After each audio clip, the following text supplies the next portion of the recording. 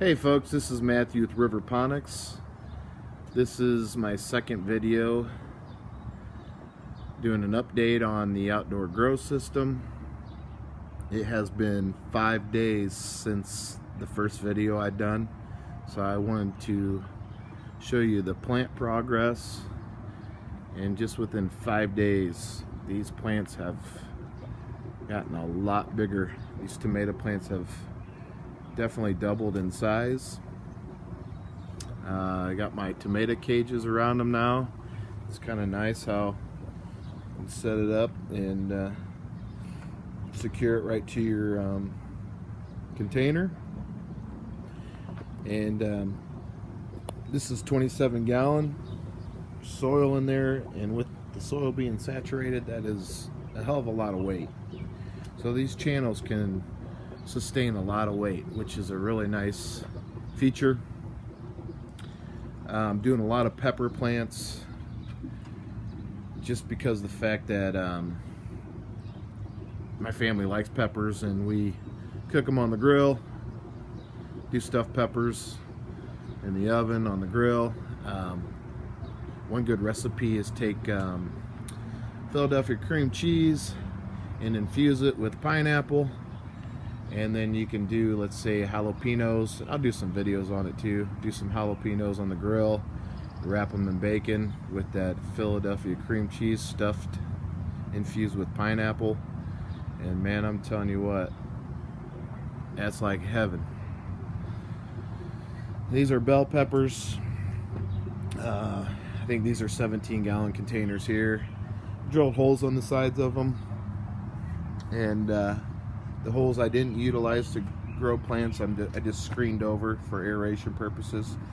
So it just shows you how you can do additional plants and utilize your space growing plants on the side of your containers. This is just lettuce and kale starters. Everything's coming in. I'm gonna have to start thinning some stuff out a little bit more here real soon, but everything's getting bigger. This is yellow squash. If you see my first video, you can do a comparison. Gotten a lot bigger.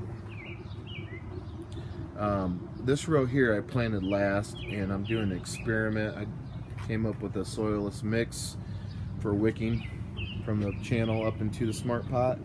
I initially did run drippers, and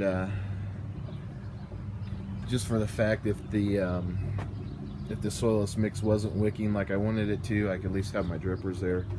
But I disconnected it, and it's just doing the wicking from the bottom up. Now this one here is soil, but the other 5 in this row are just all soilless. So one disclaimer I would recommend doing is when using soilless mix, if you're doing a clone and cutting, and you transplant it to the system in the soilless mix, you're probably gonna want to do a nutrient solution and saturate your soilless mix, and inoculate the soilless mix with your nutrient solution, and that's going to kickstart your plants.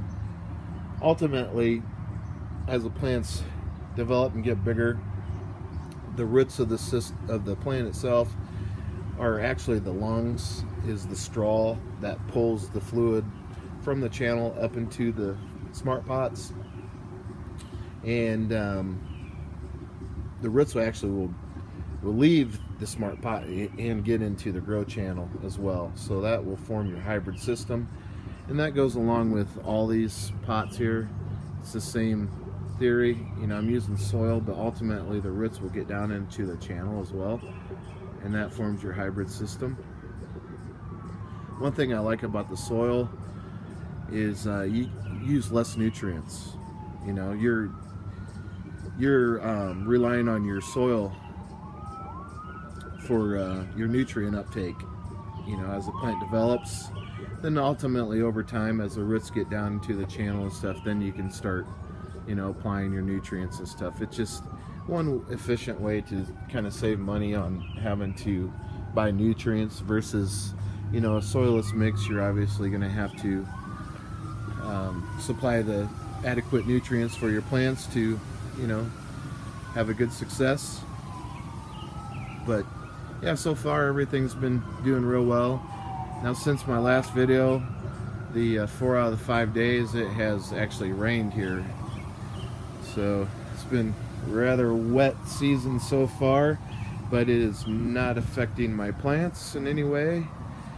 The soil, whether it be soil or soilless, when it rains here, torrential downpours, the rainwater just filters through the soil and through the wicking mechanisms down into the grow channel, and then whatever excess water is dispensed out of my patented Brewer reservoir, which I have a seep hole in the reservoir itself where it can drain out any excess water.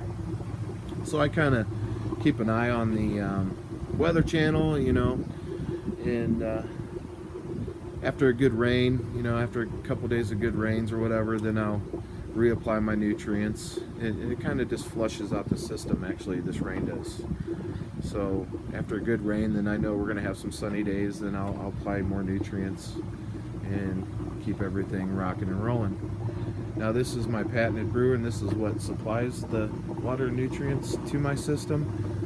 And there's only 2 components that runs the brewer, and it's the air pump, and I have 1 submersible pump. And the 2 combined is a total of 1/2 of an amp that runs this whole system. Other than that, the fluid is statically static pressure, and it comes out of the brewer and goes out to the grow system and feeds each grow channel. Now, these 2 grow channels here are tied together on the opposite end, which I'll eventually walk over there and show you, but they are tied together. Now, these channels also have removable lids. You can see the open gap there, and that's where the wicking mechanism is. So my bigger pots here, I'm using 3-inch net cups for wicking purposes, so I have 1 for each channel. Now, I could put more in there as well, but I didn't find it necessary to do so.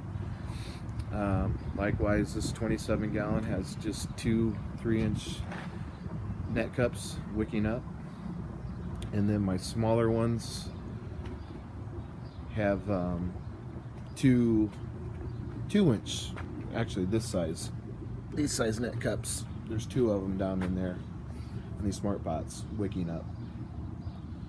And like this container here, I actually used 4 of these in the bottom of the container for wicking purposes. So that kind of gives you an idea. So it is a self-watering system. So far so good on the soilless mix, wicking up, doing fine. So the patented Brewer 2 has a self-watering mechanism, and there's the hookup right there. You can see the black tube hooked up to my garden hose, and that runs over there to the reservoir, and there's a float valve in there that keeps a certain amount of fluid always in the reservoir. Okay, and then, like I said, it's gravity fed out of the brewer through that 1/2-inch black tube there, and then here's my outlets that feed these channels. I can show you the kind of the flow that comes out. I put 2 tandem in there just for if one gets clogged up, you always have a secondary. It's just a good thing to have. Now, if you notice here too, see that piece right there, that's a divider. So these channels have a divider that runs the whole length of the channel, and they're open-ended on both ends. So the fluid comes in one side of the channel and runs the whole length, then wraps around and comes back, and it drains out there. And then I have a 1-inch pipe that ties these 2 grow channels together, and the fluid comes back up here and then runs the length, runs down to the end, wraps around, comes back, and then ultimately drains out right there into my 2-inch pipe, you see, that goes back to the reservoir, forms that closed loop. Now that drain right there has a spacer in it, So that spacer actually is what allows me to control the fluid level in each grow channel. So that's a nice feature too. So if you did have a power outage or anything like that, having that spacer in there, you're always going to have fluid in your grow channels. So that's going to help you sleep at night. If you go on vacation or whatever, you can have the confidence that even if something catastrophic happened, you know, through soil saturation and having water in your grow channels, that's going to give you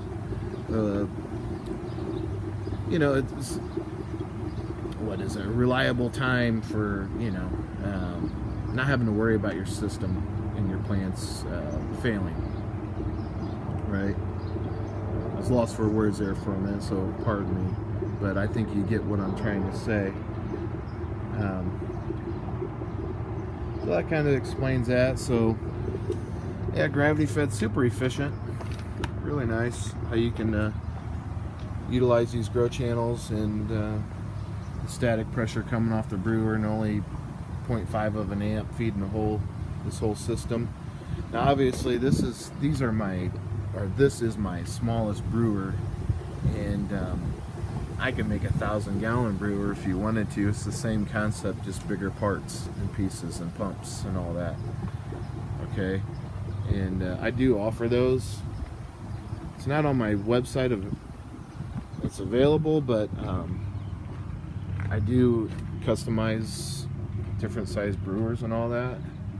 So that's more on my commercial scale, and that's a phone call away kind of deal, where you call me and set up an appointment, and you know, we can kind of work out the details and what size brewer and all that good stuff.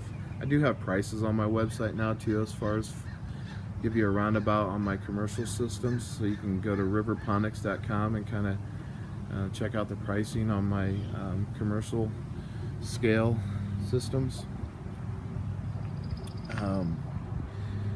So all these grow channels, there's no incline on them. It's a flat surface, and that's what you're looking for. Is you want a flat surface.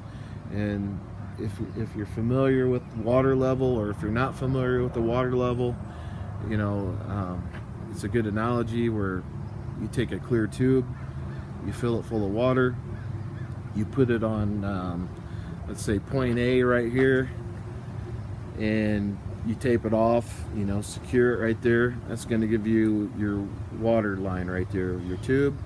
And then you can take that and you can go, let's say this is 25 foot away, you run your tube over here full of water, and then the water is going to bob up and down, and it's going to find its level equivalent to your first mark over there. Okay, so that's kind of how these channels work as well with the fluid. Is you know, it's like a water level. They find their level of water, and that's the amount of water that's always in the grow channel, according to the spacer you put on your drain. So it just kind of gives you an idea too, and as things develop and get bigger and this and that, and you start getting a lot of root mass in your grow channels, you can slow the amount of fluid that comes out of your brewer by the control valve there on the black tube. You can slow that down, and then you can also remove your spacer in your grow channel to lower your water level. There's a control valve. It's completely open right now. But just kind of give you an idea. I know I'm getting pretty technical now, but that's okay. Other than that though, you can view my first video and see the difference in size within just 5 days, man. I did lose one pepper. I had something attack my pepper. I don't know what the hell got to it, but I decided just to pull it and hopefully not interfere with any of my other plants. So I think that about covers it. If you're interested in more details, man, you can surely contact me. More than happy to hear from you. So please subscribe and hit the like button. Talk to you next time.